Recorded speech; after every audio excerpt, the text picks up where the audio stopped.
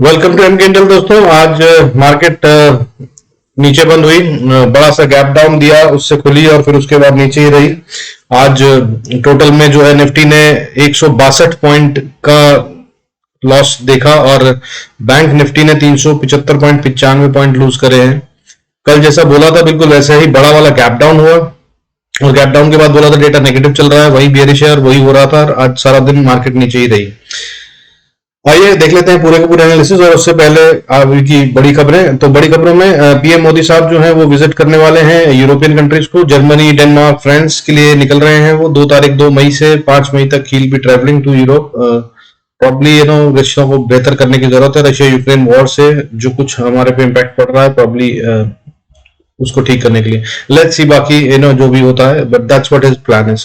Further LIC का IPO officially announce हो गया। आज प्रेस कॉन्फ्रेंस 12:30 बजे थी, उसमें अनाउंस कर दिया गया है। उसके तहत में जो एलआईसी है उसका आईपीओ जो है वो होगा 22 करोड़ 137 लाख शेयर के लिए, 22.137 करोड़ शेयर्स के लिए हो रहा है और ये फर्स्ट वीक ऑफ मई में आ जाएगा। बाकी इसके डिटेल्स बताता हूं। तो उससे पहले नंबर्स देख लेते हैं। निफ्टी कल बंद हुआ था 17,200 पे, 17,200.80 पे। आज ओपन हुआ 17,073 पे, लगभग 130 पॉइंट नीचे और क्लोजिंग तक 162 पॉइंट लूज कर 17,038 17,038.40 पे क्लोज हुआ है। बैंक निफ्टी कल क्लोज हुआ था 36,404.80 पे। आज ओपन हुआ 36,067 पे, लगभग 330 पॉइंट नीचे और क्लोज हुआ है 375.95 पॉइंट नीचे, 375.95 पॉइंट्स डाउन एट 36,028.85 पे क्लोज हुआ है। फर्दर यूरोपियन गैस में प्राइसेस का एक भयंकर सर्ज आया है। 24% से प्राइस इंक्रीज हो गई है क्योंकि रशिया ने जो है वो कट ऑफ कर दिया है पोलैंड और बल्गेरिया को, जो उनकी पाइपलाइन सप्लाई चलती थी। Russia is the main supplier of the gas for Europe, at least for Europe. All over the world वो बहुत बड़ी क्वांटिटी सप्लाई करते हैं, मेजर एक्सपोर्टर हैं, बट यूरोप तो पूरा उन पे ही बेस्ड था। Now they have cut off the Poland and Bulgaria, because of which there is a surge in the price by 24% in the gas price.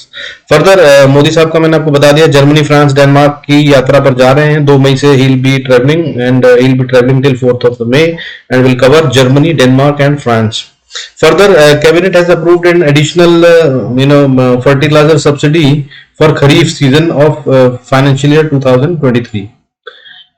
LIC का IPO जिसके बारे में बता रहा था, इसके पूरे डिटेल्स लेके आया हूं आप लोगों के लिए। सो दोस डिटेल्स आर के इसका जो इश्यू साइज है वो 22 करोड़ 137 करोड़ का है। 22.137 करोड़ मतलब 22 करोड़ 13 लाख 7,409 समथिंग शेयर्स का आईपीओ होगा ये। और इसका इश्यू जो ओपन होगा, एंकर ओपनिंग तो हो जाएगी 2 मई को, यानी कि जो बड़े बड़े वाले फंड हाउसेस वाला का जो कमर्शियल का और एफआईएस का होता है। उसके बाद फॉर द नॉर्मल पब्लिक जो है वो ये ओपन हो जाएगा 4th मई के लिए। 4th मई से you can apply and it will be open till 9th मई की शाम को ये क्लोज हो जाएगा।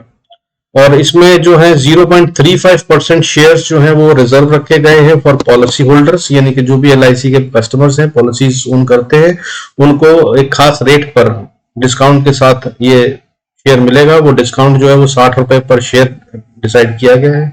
साथ ही में एम्प्लॉइज के लिए होगा 0.025% रिजर्व फॉर एम्प्लॉइज और उनको 45 रुपए पर शेयर का डिस्काउंट दिया जाएगा।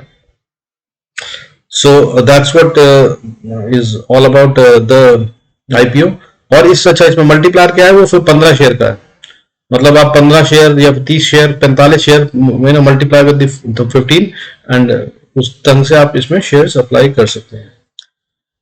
फर्दर आज मार्केट गिरी क्योंकि मैंने जैसा कल कहा था कि भाई जिस भी किसी दिन एफआईआई ने सेलिंग कर दी तो दिक्कत हो जाएगी, और जिस भी किसी दिन डीआईआई ने असल में बाइंग कर दी तो ऊपर उठ जाएगी मार्केट। तो आज एफआईआई ने सेलिंग करी है 4,064.54 करोड़ की और उसके अगेंस्ट में डीआईआई ने सेलिंग करी है 1,917.51 करोड़ की। तो कल के मुकाबले अगर देखा जाए तो कल एफआईआईएस ने 1100 करोड़ के करीब 1200 करोड़ के करीब की सेलिंग करी थी, जो बढ़कर 4000 करोड़ हो गई। और जो डीआईएस ने बाइंग करी थी वो लगभग 16.5 करोड़ की करी थी, जो कि बढ़कर अब 1900 करोड़ हो गई।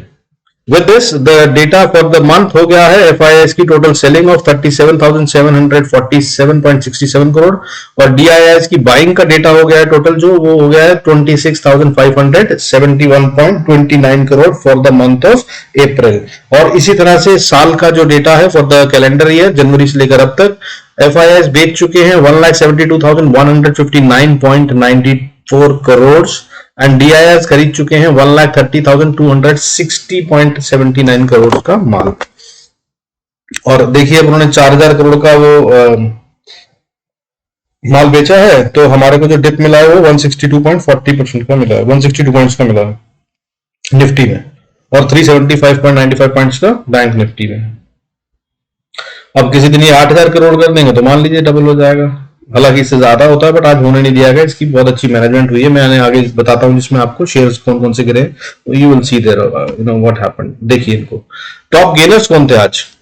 अच्छा, सबसे पहले तो एडवांस डिक्लाइन रेशियो, आज 515 शेयर बढ़ रहे थे अगेंस्ट 1425 शेयर जो कि गिर रहे थे, ठीक है। अच्छा, टॉप गेनर्स कौन से थे बड़े वाले शेयरों में, हीरो मोटोकॉर्प था जो कि 3.85% बढ़ा है, ठीक है। और 3.85% बढ़ने के बाद ये 2500 रुपए पे बंद हुआ है, 92 रुपए का इसने गेन करा है। इसके अलावा AB capital, Aditya Birla capital, Apollo tyres, Balkrishna industry, Jindal steel, ये सारे के सारे, टाटा स्टील, ये टाटा स्टील नहीं, जिंदल स्टील तक सारे शेयर 3% से ज्यादा बढ़े हैं। और टाटा स्टील हुआ 1.6%, और एशियन पेंट्स बढ़ा है आज 0.73। ये एशियन पेंट्स, टीसीएस, ये वो शेयर है जो मैंने बताया था ना कि मोटा वाला हिस्सा रखते हैं। रिलायंस भी आज गिरा नहीं है, रिलायंस ऑलमोस्ट 0.1% पे, मतलब फ्लैट रहा है आज वो। तो इस तरह से मार्केट को प्रोटेक्ट किया गया है। और गिरे कौन से शेयर हैं जो एफआईआई ने शायद सेल ऑफ करा होगा भयंकर तरीके से, जो अभी तक नहीं गिर रहे थे वो गिरे हैं। वो कौन से हैं? Bajaj finance, one of the big contributors, 7.5% टूट गया है, ये 8% तक टूट गया था, इनफैक्ट कुछ रिकवरी आके 7.27% की फॉल के साथ ये बंद हुआ है। कितने पे बंद हुआ है? 6,714 पर। आज का लॉस कितना है इसका पर शेयर? 526 रुपीज 45 पैसा। नेक्स्ट शेयर जो है वो बजाज फिनसर्व, वो भी लगभग 4%, 3.94% टूटा, ये 607.95 पे क्लोज हुआ। और इसके अलावा जो बड़े वाले टूटे हैं वो माइंड ट्री, टेरेंट, अतुल इंडस्ट्रीज, इंटरग्लोब, ये सारे 4% से ज्यादा टूटे हैं। तो this is how the fall came in. अब फर्दर आगे क्या होगा के लिए बता देता हूं आपको। मेरे हिसाब से देखिए डेटा बड़ा ही ट्रिकी बन रहा है, और जो लेवल से मैं आपको बता रहा हूं, क्योंकि देखिए फ्रैंकली स्पीकिंग अभी मैं कह नहीं सकता हूं कि ऊपर जाएगी कि नीचे। ग्लोबल मार्केट्स अभी भी बहुत नीचे हैं, डेटा नेगेटिव बना हुआ है, सारे इंडिकेशन जो है वो नीचे की तरफ इंडिकेट कर रहे हैं कि फर्दर फॉल आएगा। हाउएवर, मैं एक बात बार बार अपने वीडियोस में कह रहा था, जो आप को अगर देखते हैं तो मालूम होगा कि बॉस जिस दिन एलआईसी का आईपीओ आ जाएगा उसके बाद ही गिरेगी मार्केट, अगर गिरनी है तो उससे पहले नहीं। तो भाई आज एलआईसी का आईपीओ जो है ना वो अनाउंस हो गया है, तो अब क्या होगा देखने की बात है। तो अब जो है रेंज बता देता हूं मैं आपको। इस रेंज के अगर मतलब इस तरफ जाए तो आप समझ लीजिएगा ये होने वाला, उस तरफ जाए तो वो होने वाला। वो रेंज क्या है देखिए, 17,200 का क्रूशियल पॉइंट मैंने कल भी बताया था, आज फिर बता रहा हूं। डेटा इस पे बहुत अच्छा बना हुआ है, जो इसमें ऑप्शन चेन का डेटा है वो बहुत स्ट्रांगली रिकमेंड कर रहा है, ठीक है। और मैंने जैसा कल कहा था कि डेटा बियरिश है, तो वो डेटा बियरिश है। और अब आगे जो डेटा है वो 17,100 पे खड़ा हो रहा है, ठीक है। 17,200 से शिफ्ट होकर 17,100 की पार आ गया है। अगर आप 17,100 को पार कर लेते हैं और उसके ऊपर ट्रेड करते हैं तो मार्केट ऊपर की तरफ फटेगी बॉस, ठीक है। जो रेंज बन रही है वो 17,000 से 17,500 की मैंने कल बताई थी, आज भी बता रहा हूं यही रेंज बन रही है। इसी रेंज में मार्केट ट्रेड करने वाली है कुछ समय तक। अभी इसके बाहर का कोई रास्ता दिख नहीं रहा, लेकिन अगर ये टूटती है तो ये फटेगी, ये दिख रहा है, क्योंकि बहुत सॉलिड ओपन इंटरेस्ट क्रिएट हो रहे हैं। हालांकि आज जो है वो कॉल साइड पे काफी अच्छी कवरिंग हुई है। अगर मैं बोलूं कि किस साइड पे ओपन इंटरेस्ट में थोड़ी बहुत भी जो रिकवरी हुई है तो वो कॉल साइड में दिख रही है। हालांकि पुट साइड में डिस्टेंस पे हुई है डिस्टेंस वहां पे भी, लेकिन ये हो सकता है कि जब ये हेज शिफ्ट किया जाता है या अपने स्ट्रैडल या स्ट्रैंगल्स को शिफ्ट करते हैं बड़े बिग मनी, तो वो होता है। So because of that also this could be because कल एक्सपायरी है तो हो सकता है, ठीक है। तो अब क्या है कि 17,200 इज पॉसिबल अभी तक तो। And if that is broken, if it is breached, इसके ऊपर ट्रेड करने लग जाए 17,200 के, तो फिर तो बहुत स्ट्रांगली बुलिश हो जाएंगे। लेकिन मैं अभी कल के लिए कह रहा हूं कि अगर हम 17,100 के ऊपर भी ट्रेड करने लगे ना, तो बहुत अच्छी शॉर्ट कवरिंग आएगी, क्योंकि 17,100 पे और 17,200 पे ओपन इंटरेस्ट बना हुआ है, और जैसे ही वो खतरे में आएंगे, अगर वो आते हैं, तो शॉर्ट कवरिंग का बहुत स्ट्रांग चांस बनता है। और कल एक्सपायरी है, इसलिए उसी टाइम सेटल करनी होगी। अभी तक तो क्या हो रहा था कि आज नहीं कल देख लेंगे, आज गैप अप करा देते थे, अगले दिन गैप डाउन करा देते थे, तो वो टेंशन नहीं हो रही थी। अब उसका स्कोप नहीं है। तो अब कल क्या है, अगर 17,100 के ऊपर आते हैं तो बहुत बड़ा ओपन इंटरेस्ट जो है वो खतरे में आ जाएगा, तो उनको अपनी पोजीशंस को कवर करना होगा। अब डिपेंड जो है मेरे हिसाब से, ओपनिंग बहुत इंपॉर्टेंट होगी। अगर तो बुलिश होती है और वो सस्टेन हो जाती है, तो फिर बहुत अच्छा सा मूव आएगा अपसाइड का। और अगर नहीं होती और गैप डाउन हो जाता है, तो शायद प्रिजर्व करने की कोशिश करी जाए, तब 17,000 की सपोर्ट मान लीजिएगा। और 16,850 तो बहुत ही स्ट्रांग लेवल, इसको अगर ब्रेक कर दिया कल और नीचे क्लोज हो गए, तो बहुत ही बुरा होगा। वो मैं कई दिन से बता रहा हूं, ठीक है। बाकी चार्ट्स में देख लेंगे। फर्दर बैंक निफ्टी में 36,500 is the next resistance, which is very very very very strong, ठीक है। कल हम बंद हुए थे 36,400 पे, 500 को नहीं पार कर पाए थे। आज हम बंद हुए हैं 36,028 पे, फिर से नीचे आ गए। कल पार नहीं कर पाए, आज 36,500 को छुआ था, उसके बाद की सजा में नीचे गिरा दिया गया। और वहां पे ओपन इंटरेस्ट कहां बन रहा है, वहां पे 36,000 कल बताया था क्रूशल पॉइंट है, और आज भी क्रूशल पॉइंट 36,000 ही है। और देखिए 36,000 पे हम इसीलिए बंद हुए हैं, इसको रिटेन किया जा रहा है, दोनों तरफ से धक्का लग रहा है। और अब ये भी बता दूं आपको कि मुझे साफ दिख रहा है कि गेम जो है वो बैंक निफ्टी से होने वाली है ड्राइव, क्योंकि इसके डेटा में बहुत परिवर्तन नहीं आया है, कोई भी कवरिंग या कोई हेड चेंज या कोई बहुत मोटा ओपन इंटरेस्ट में खेल नहीं है। तो ये गेम जो होने वाली है, लग रहा है कि बैंक निफ्टी के थ्रू होगी। बाकी कल देखते हैं, ठीक है। तो अब 36,000 इज अ क्रूशल पॉइंट, इसके नीचे वीक, इसके ऊपर स्ट्रॉन्ग। अब ऊपर जाते हैं तो 36,500 इज अ स्ट्रॉन्ग रेजिस्टेंस, 36,500 को पार करना will be a task for bank Nifty. और नीचे आते हैं तो 35,500 इज अ स्ट्रॉन्ग सपोर्ट, इसको ब्रीच करना आसान नहीं होगा, ठीक है। आइए चलिए देख लेते हैं अपना चार्ट्स को और उसके बाद लेवल्स को। और उससे पहले I request you to please go through the disclaimer. Okay, तो निफ्टी के ऊपर अगर हम नजर डालें, तो निफ्टी तो ज्यादा ही कम्बरसम हो गया यार। आज ये सारी लाइनें डिलीट कर दूंगा मैं दोस्तों, अपने लिए मेरे तो दिमाग में छपी हुई है, आप लोगों को जो चाहिए वो बता ही देता हूँ। So will try and be little more clear on this. तो अच्छा, अपना जो क्लोजिंग हुई है बैंक निफ्टी की वो हुई है 17,008 पे। Nifty 50, okay. तो निफ्टी जो क्लोज हो, अभी अप्रैल फ्यूचर क्यों आ रहा था दोस्त, चलिए आइए tradingview.com पे देख लेते हैं। तो जो क्लोजिंग हुई है अपना निफ्टी की, वो डेटा की प्रॉब्लम है,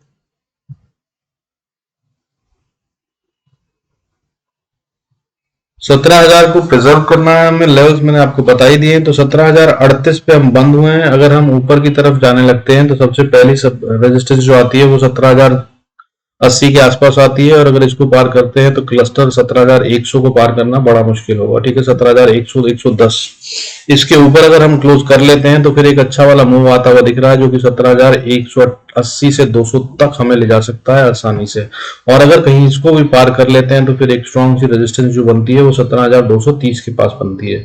17,230 के ऊपर 17,276 तक। और अगर हम नीचे आते हैं, तो नीचे की तरफ 17,038 से नीचे चलते हैं अगर, तो हम पहली सपोर्ट जो आ जाती है वो 17,000 से शुरू हो जाती है। 17,000 से नीचे आते हैं तो हम फिर 950 पे भी सपोर्ट है, छोटी सी सपोर्ट अलग ही है, ठीक है। यहाँ पे शायद 10-15 मिनट गुजार के फिर नीचे चल सकता है। तो उससे अगली सपोर्ट आ जाती है 16,910 पे। 910 को अगर हम पार करते हैं तो 16,850 पे। और अगर 16,850 को ब्रीच करते हैं, तो एक ट्रेंड लाइन का सपोर्ट आता है, जो कि लगभग उस समय पे यहाँ पे होना चाहिए मेरे हिसाब से, विच इज 16,790, 8,800 मान लीजिए। इसको अगर ब्रीच कर दिया 16,800 को, तो फिर बॉस इसके बाद बहुत बड़ी वीकनेस है और फिर हम प्रॉब्लम में होंगे, ठीक है। सो ये हो गए लेवल्स निफ्टी के। आइए बैंक निफ्टी देख लेते हैं। तो बैंक निफ्टी में जो हम क्लोज हुए हैं वो 36,028 पे हुए हैं, जो कि क्रिटिकल पॉइंट और क्रूशियल पॉइंट है। ऐसा भी हो सकता है कि ऊपर खोले फिर नीचे आके वापस यहीं आ जाए, या इससे भी नीचे जाए फिर वापस यहीं आ जाए, कल फिर यहीं पे क्लोज हो जाए। ऐसा डेटा बना हुआ है बैंक निफ्टी में, ठीक है। It could remain sideways, but ये बैंक निफ्टी की फितरत नहीं है कि कभी भी वो एक्सपायरी के दिन साइडवेज रहे, तो ये मूवमेंट देगा। तो इसका मतलब ये दिख रहा है कि ये ऊपर भी जाएगा और नीचे भी जाएगा, ऐसा हो सकता है। या फिर अगर एक ही डायरेक्शन में जाएगा तो बहुत तेजी से फटेगा, क्योंकि फिर दूसरी साइड से शॉर्ट कवरिंग आएगी। यानी कि अगर ऊपर जाने लगे तो पुट वालों को शॉर्ट कवरिंग करनी होगी, तो उनको फटाफट से सारी बाइंग करनी होगी, which will take bank Nifty further up. तो ऐसा डेटा बना हुआ है, ध्यान रखिएगा, ठीक है। और अभी तक ऑप्शंस के प्रीमियम खाए जा रहे थे और वही हो रहा है। कल को साइडवेज रखकर पूरे के पूरे प्रीमियम भी ये खा सकते हैं, ठीक है। आइए लेवल्स देख लेते हैं क्विकली। तो अगर 36,028 से ऊपर जाना शुरू करती है बैंक निफ्टी, तो भाई पहला स्ट्रॉन्ग रेजिस्टेंस तो आपका 36,100 पे ही आ जाता है। 36,100 को पार करती है तो एक स्ट्रॉन्ग रेजिस्टेंस 17,170 पे आ जाता है, 70-80 पे। इसको पार करना थोड़ा टफ हो सकता है। इसको अगर पार करती है तब 36,300 तक का गेम बनता है। 36,300 को अगर हम पार कर लेते हैं तो अगली रेजिस्टेंस बन जाती है 36,430-40 के आसपास, और अगर इसको पार करते हैं तो अगली रेजिस्टेंस है 36,510, और इसको पार करते हैं तो एक बड़ी स्ट्रॉन्ग रेजिस्टेंस आ जाती है 36,650। हालांकि यहां तक मुझे ज्यादा वो दिख नहीं रहा है, बट अगर कल गए ना वो, तो ये ब्रीच हो जाएगा ऐसा लग रहा है अगर गए तो, क्योंकि जो शॉर्ट कवरिंग का डेटा बन रहा है एक्सपायरी है, मंथली है, वीकली भी नहीं है, कोई एडजस्टमेंट और सेटलमेंट नहीं है। जिन्होंने रोल ओवर करने थे वो कर चुके, और ये जो अभी डेटा बन रहा था 3 दिन से, गैप अप फिर गैप डाउन फिर गैप अप, ऊपर जाती है मार्केट, अगले दिन नीचे आ जाती है, फिर ये होता है साइन कि भैया रोल ओवर हो रहे हैं, ठीक है। तो रोल ओवर कर लिए गए हैं, पोजीशन सेटल हो गई है। अब जो आएगा मूव वो असली वाला हो सकता है, और अगर कल नहीं आया तो मंडे तक मैक्सिमम डायरेक्शन क्लियर हो जाएगी मार्केट की कि किस तरफ जा रही है, क्योंकि रोल ओवर्स करने थे वो हो गए हैं, सेटलमेंट हो गई है, आईपीओ का अनाउंसमेंट हो गया है, मतलब सारे बिग चीजें हो चुकी है। अब इनके रिजल्ट को देखना है, बहुत बड़ी बड़ी कंपनीज के रिजल्ट्स आने हैं। अच्छा, रिलायंस का रिजल्ट ऑल्सो ड्यू है, वो भी आने वाला है। तो बस बैंक्स के आ ही गए हैं, आईसीआईसीआई और जैसे जितने भी बड़े बैंक थे हमारे, सबका रिजल्ट आ चुका है, कोई भी पेंडिंग ड्यू में नहीं है इस समय बड़ा वाला। तो जो अब आना है वो असली में होगा, नजर रखिएगा। मंडे तक मैक्सिमम क्लियर डायरेक्शन हो जाएगी। मैंने एक स्टेटमेंट दी थी पहले, मुझे लग रहा है कि ये वही हो रहा है कि इतना डराएंगे कि आप खरीद नहीं पाएंगे, लेकिन ये असल में नीचे नहीं ऊपर जा रही होगी, ये बहुत ज्यादा चांसेस बन रहे हैं। हालांकि डरा हुआ मैं भी हूं, और मैं भी अभी बहुत रोक कर बाइंग कर रहा हूं। अब बाकी नीचे जाने के डेटा में यह है कि अगर नीचे गए तो फिर सारी सपोर्ट्स टूट जाएंगे और काफी नीचे जा सकते हैं। 35,000 भी मैंने बताया था, ठीक है। तो आइए लेवल्स देख लेते हैं। इसके ऊपर जाना बड़ा मुश्किल है, जो वो है लेवल 36,600, और 36,600 को पार करता है तो फिर ये ट्रेंड लाइन की रेजिस्टेंस पे हम आ जाएंगे, वो जो कि 36,600 से 650, 700 मान लीजिए। कल मार्केट में किस टाइम पे यहाँ आएगा उससे ये पता चलेगा, ठीक है। और अगर इसको क्रॉस कर लेते हैं कहीं हम 36,800 पे मान लीजिए क्लोज करके हम ऊपर खड़े हो जाते हैं, तो फिर हम जा रहे हैं 37,200-300 के लिए, ठीक है। तो these will be the levels, keep an eye. और ये कल ही भी हो सकता है, क्योंकि जितनी कंसोलिडेशन हुई है, हो सकता है कि कल 1-1.5 पॉइंट का बैंक निफ्टी में मूव आ भी जाए, और वो किस तरफ का वो देखना पड़ेगा। मैं लेवल्स आपको बता रहा हूँ, याद रखिएगा। और जिस लेवल पे मैं बोलता हूँ स्ट्रॉन्ग सपोर्ट है या स्ट्रॉन्ग रेजिस्टेंस है, तो मतलब वहां से मार्केट घूम सकती है। अगर वहां तक जाए तो वहां देख लीजिएगा, ठीक है। और अगर उसको क्रॉस करती है तो उसको स्टॉप लॉस बनाकर आप उस पर ट्रेड ले सकते हैं और अगले लेवल के लिए खेल सकते हैं। That's how you should trade it. मेरे बताए हुए लेवल्स जो है वो हर रोज परफेक्टली काम कर रहे हैं। 50-100 पॉइंट ऊपर नीचे, इससे ज्यादा कोई फर्क नहीं आ रहा है, और बहुत अच्छा प्रॉफिट दे सकते हैं अगर आप इन लेवल्स को फॉलो करें तो। बाकी आइए नीचे के लिए देख लेते हैं।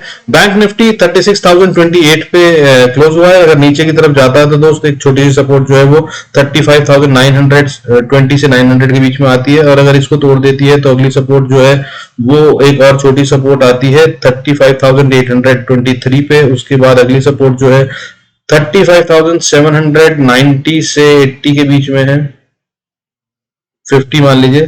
35,750 will be a crucial point. अगर इसको ब्रीच कर देते हैं तो फिर हम नीचे की तरफ जा रहे हैं, जो कि 35,500 का लेवल हो सकता है। और अगर इसको ब्रीच कर दिया तो बस इसका मतलब हमने सारे बांध तोड़ दिए, और फिर हम नीचे की तरफ जा रहे हैं। 35,000 को भी छुएंगे, और उसके बाद अगर सपोर्ट लेंगे तो फिर 35,850-60 के आसपास या 35,800 के आसपास जाके वो सपोर्ट मिलेगी, जहां से हम फिर बाउंस कर सकते हैं 34,850, ठीक है।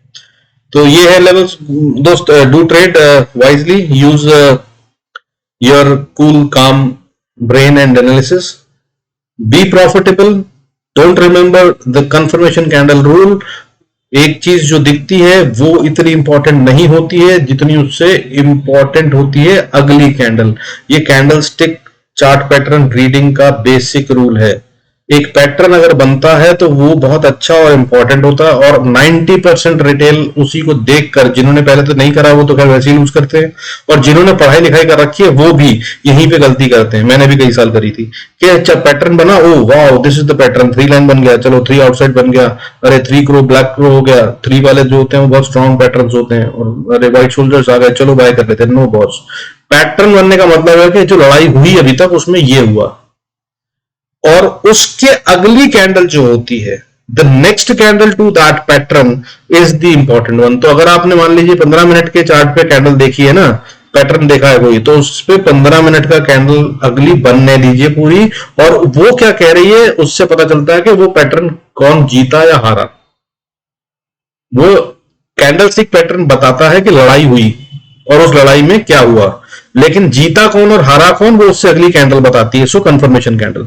सो अगली कैंडल जो भी पैटर्न आप देखें उसके बाद अगली कैंडल, मतलब हैमर बने, शूटिंग स्टार बने, मॉर्निंग स्टार बने, जो भी दिखे आपको, उसके बाद अगली कैंडल क्या कह रही है वो बनने दीजिए पूरी, और फिर आप ट्रेड लीजिए. और बहुत स्कोप होता है दोस्त, अगर आप कैंडल स्टिक पैटर्न को ट्रेड करते हैं ना तो बहुत अच्छे अच्छे मूव आते हैं, बहुत बड़े बड़े होते हैं. अगर आप 1 घंटे के चार्ट पे कैंडल देख लेंगे ना तो बस ऐसा प्रॉफिट देती है कि फिर वो अगले, और एक बता दूं आपको, 1 घंटे की कैंडल चार्ट पे अगर कोई पैटर्न दिखा देती है जो कि अच्छे वाले पैटर्न है, अगर हैमर जो मॉर्निंग स्टार टाइप दिखा दिया 1 घंटे वाली पे, छोटे वाली पे मैं बात नहीं कर रहा हूं. पहले तो यार देखो दूसरी बात बता दो, छोटे वाले पे तो आपको कैंडल स्टिक देखना ही नहीं चाहिए.